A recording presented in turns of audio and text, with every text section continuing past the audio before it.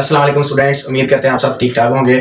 तो आज का हमारा जो लेक्चर है वो है प्रेजेंट इंडेफिनिट टेंस के ऊपर। हम आज के लेक्चर में ये सीखेंगे कि प्रेजेंट इंडेफिनिट की पहचान क्या होती है, इसके हेल्पिंग वर्ब कौन कौन से होते हैं, और हमारे पास अगर उर्दू का फिक्र आ जाएगा तो हम किस तरह देखेंगे, किस तरह उसको समझेंगे कि ये प्रेजेंट इंडेफिनिट का जुमला है। सबसे पहले हम इसकी पहचान देख लेते हैं, पहचान क्या होती है। जब भी उर्दू फिक्रे के आखिर में ता है, ती है, ते हैं वगैरह आ जाए, वो कौन सा टेंस होगा? प्रेजेंट इंडेफिनिट के टेंस। जैसे मिसाल के तौर पर मैं खाना खाता हूं, एंड पे क्या आ गया? ता हूं। मैं पानी पीता हूं, मैं स्कूल जाती हूं, एंड पे क्या गया? ती हूं। तो ये सारे जो सेंटेंस हैं वो कौन से हैं? प्रेजेंट इंडेफिनिट के टेंस हैं। हमें पहचान का पता चल गया, पहचान क्या होती है। अब हम इसका स्ट्रक्चर बना लेते हैं कि हमने इसको सोल्व किस तरह करना है। सबसे पहले आएगा subject plus first form of verb, और इसके साथ एस और यस का हम इजाफा करेंगे। वो देखते हैं हम किसके साथ हमने एस और यस का इजाफा करना है।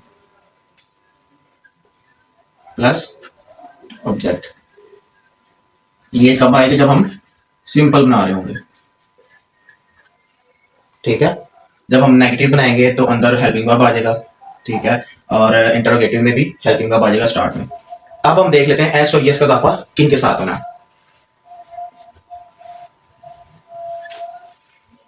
ही, शी, इट और नेम। ये हैं प्लूरल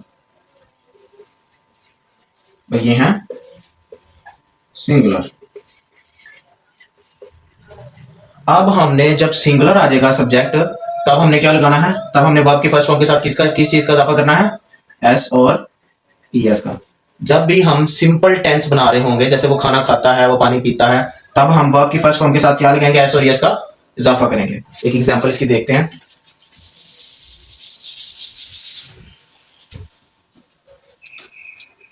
पहला सेंटेंस है वो अच्छी किताबें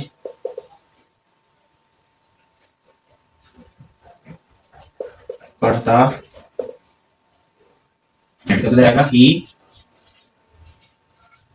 रीड्स, क्योंकि ये कौन सा है? ये सिंगुलर पर्सन है, तो यहाँ पे क्या हम लगाएंगे? रीड्स। खाली रीड नहीं आएगा, एस और एस का इजाफा। फर्स्ट फॉर्म आ गई रीड, और उसके साथ एस और एस का इजाफा कर देंगे। Read good books. अगला देख लेते हैं, नसीमा हमेशा सच बोलती है। नसीमा हमेशा सच बोलती है। नसीमा लिख लेंगे पहले हम इधर। Naseema always speaks truth. Naseema क्या है? सिंगुलर, तो इधर वर्ब की फर्स्ट फॉर्म के साथ क्या आएगा? एस और ईएस। तो इधर हमने लगा दिया speaks. Naseema always speaks truth. अब हम एक और मजीद एग्जांपल करेंगे जिससे आपको मजीद क्लियर हो जाएगा। वो वक्त पर स्कूल आते हैं।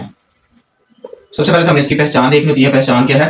एंड पे ते हैं, तो इसका मतलब ये कौन सा टेंस हो गया? Present indefinite tense. तो अब हम इसको बनाना स्टार्ट करते हैं। ते हैं, ज्यादा लोग हैं तो इधर आ जाएगा दे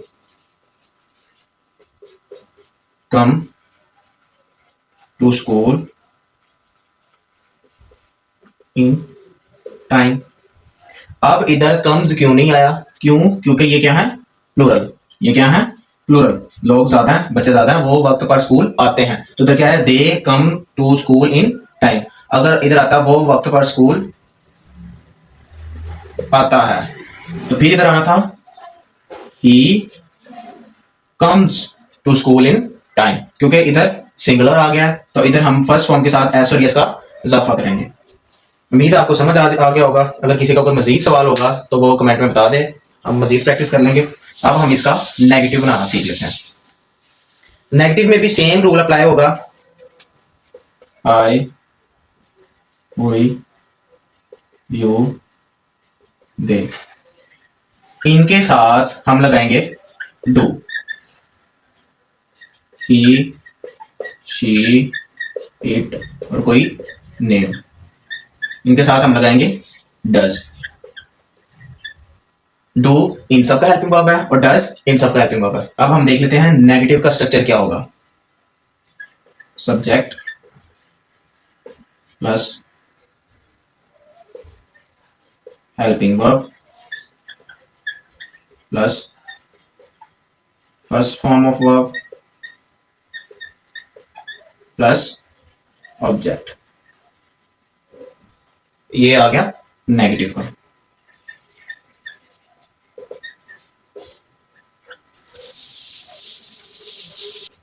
वो अच्छी किताबें नहीं पढ़ता है।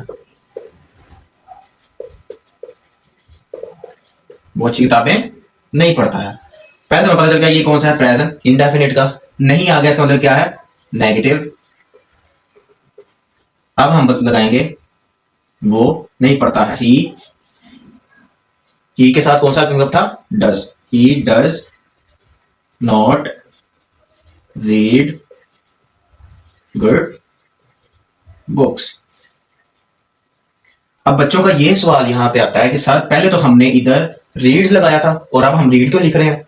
इसकी वजह यह है क्योंकि हमने इधर हेल्पिंग वर्ब लगा लिया है, तो अब इसके साथ जो एस लगा हुआ था वो एस नहीं लगेगा। मजीद क्लियर करते हैं, हम एक और देख लेते हैं। वो वक्त पर स्कूल नहीं आते हैं। ज्यादा लोग हैं तो दे। अब प्लूरल का जो हेल्पिंग वर्ब था वो क्या था, do. They do not come to school in time. ठीक है, अब हम आगे बढ़ते हैं इसके इंटरोगेटिव नाम की तरफ। उसका स्ट्रक्चर समझ लें। पहले आएगा helping verb plus subject plus first form of verb plus object और आखिर में क्वेश्चन मार्क। कौन से हैं, इंटरोगेटिव। अब इसके हम एक दो एग्जांपल्स देख लेते हैं। जैसे कि उसने कहा है, क्या वो हमेशा सच बोलती है। पहले हमने देखना एंड पे क्या है, ती है, तो इसका मतलब ये कौन सा है, प्रेजेंट इंडेफिनिट का। अब एंड पे सवाल निशान आ गया, इसका मतलब ये इंटरोगेटिव है और सवाल पूछ रहे हैं। तो अब हमने इसका जो स्ट्रक्चर है, पहले हेल्पिंग वर्ब आ जाएगा, ती है, सिंगुलर है तो शुरू में आ जाएगा डज, फिर subject she always speak truth और एंड पे question mark. Does she always speak truth. तो ये था आज का हमारा लेक्चर। उम्मीद करता हूँ आप सबको समझ आई होगी। अगर मजीद आपको कोई सवाल हो या कोई भी कंफ्यूजन हो तो आप कमेंट कर सकते हैं, कमेंट में अपना सवाल पूछ सकते हैं, तो हम ताकि इसकी मजीद प्रैक्टिस कर लें। तो अभी के लिए इजाजत दीजिए, इंशाल्लाह मिलते हैं अपनी नेक्स्ट वीडियो के साथ। तब तक के लिए अल्लाह हाफिज।